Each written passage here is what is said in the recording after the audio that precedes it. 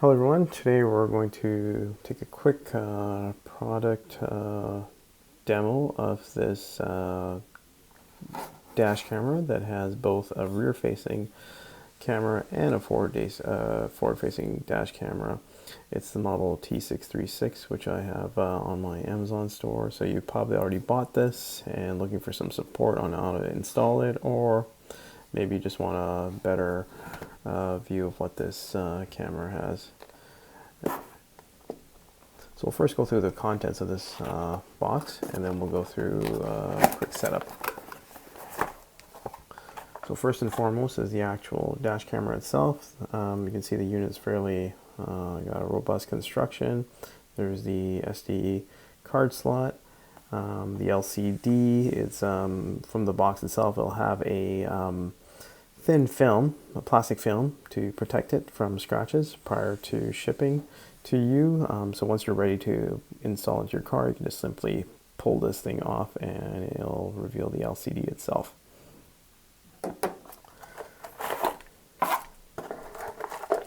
Next thing in the packaging is the actual power supply that needs to be connected to the dash cam unit. The dash cam has to be powered all the time.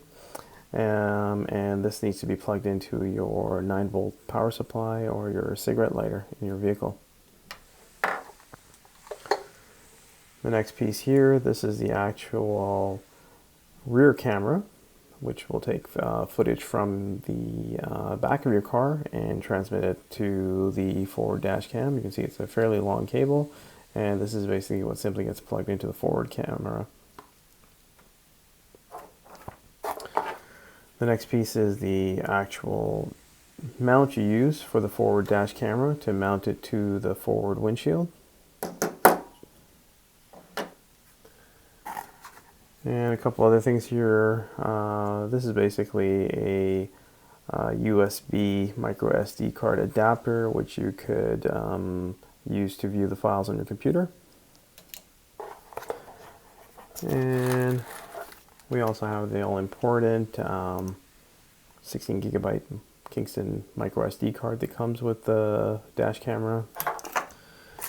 And last but not least, we have some mounting clips that are included in here, and basically you can use this to stick the wire onto your windshield around the edge of the windshield, so it's not hanging around.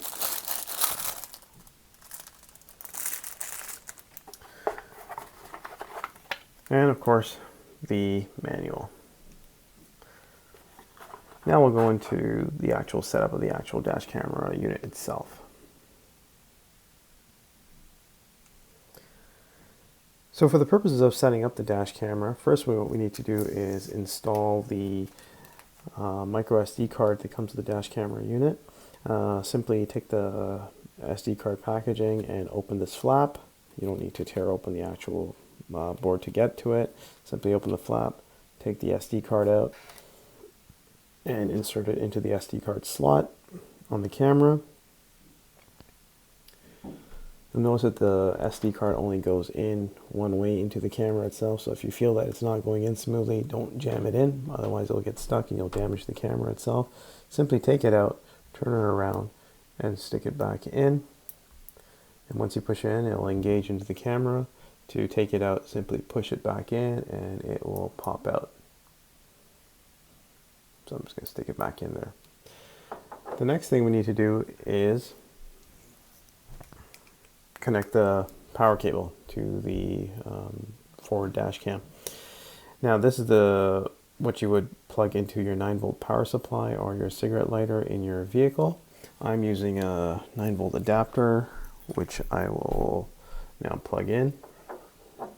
And you basically plug in, you'll see in the top of the camera, you'll see two ports. One it says USB and the other one says AV. The power supply goes into the USB, and as soon as you plug it in and you turn on your vehicle, the unit will power on.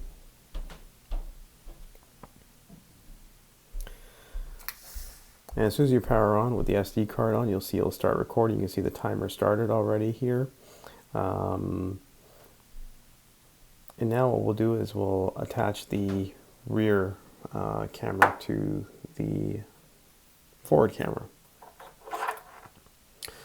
So the rear camera comes with already a built-in connection.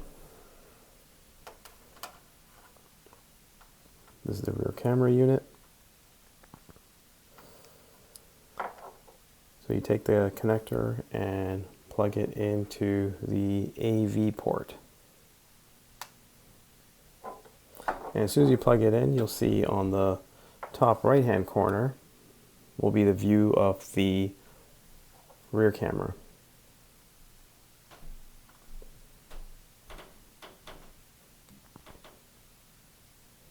Okay. The SD card records both footage simultaneously. So once you access the files, you'll see that there are two separate folders, one for the forward footage and one for footage from the rear camera itself.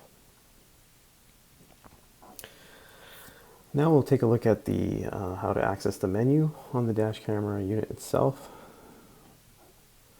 So you turn over to the side here and stop the recording by pressing the OK button on the top here. You'll see the timer is turned off. And then on the other side, you can click the M button, and it'll take you right into the menu. Again, on the side, you'll see the up-down buttons, which you can use to scroll through the menu.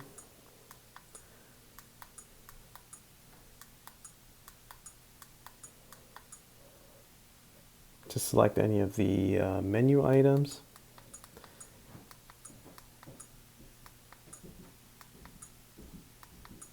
Simply click on the OK button on the right here, and you'll have the option to choose the appropriate feature. To exit the menu, press the menu button again, and you'll return to the footage. The other thing you can do with the camera is actually switch it to camera mode, where you can take pictures using the actual dash camera unit if need be. And there you go, now we're in the picture mode. And I did that by clicking on the button over here, the middle button on the button on the top here. It has a picture of a camera on it. And if I click it again, you can now view the actual files that you've recorded here. The one that has a play button is the actual video file. You can click the up-down button to see what other has been recorded. You can see there's a .avi file, and if you included any, took any pictures, you'll see a JPEG file itself, and you can review those files there. And to get out of that, you press the camera button again. You'll see it's gone back to the video recorder setting. Again, if you press it again, it goes to the camera, it goes through the files, and if you click one more time, you go back to the video. To start recording again, just click on the OK button here on the top, and you'll see the timer is going off again. So that's pretty much it for this camera. It's a fairly robust camera. It records in full HD, 1080p.